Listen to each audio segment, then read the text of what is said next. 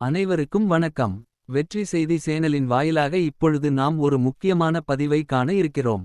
கடந்த 24 மணி நேரத்தில் மட்டும் 864 பேர் கொரோனாவால் பாதிக்கப்பட்டது உறுதி செய்யப்பட்டுள்ளது.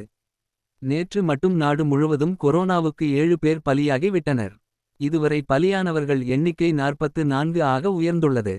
ஜூன் 2 மற்றும் 3 ஆகிய தேதிகளில் சுகாதார சேவைகள் இயக்குனர் ஜெனரல் டாக்டர் சுனிதா சர்மா தலைமையில் ஆய்வுக் கூட்டங்கள் நடத்தப்பட்டன.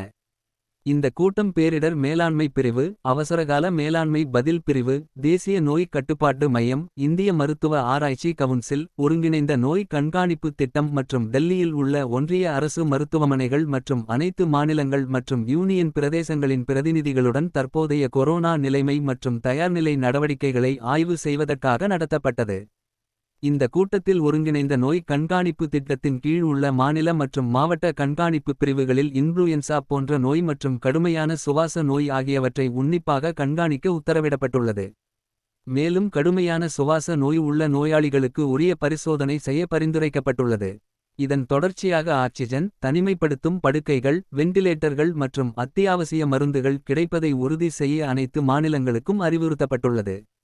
ஆக்சிஜன் விநியோக அமைப்புகள் கிடைப்பதை உறுதி செய்ய மாநிலங்களுக்கு அறிவுறுத்தப்பட்டுள்ளது. நேற்றும் இன்று இது தொடர்பாக அனைத்து மருத்துவமனைகளிலும் வசதி அளவிலான தயார்நிலை மாதிரி பயிற்சிகள் மேற்கொள்ள உத்தரவிடப்பட்டுள்ளது.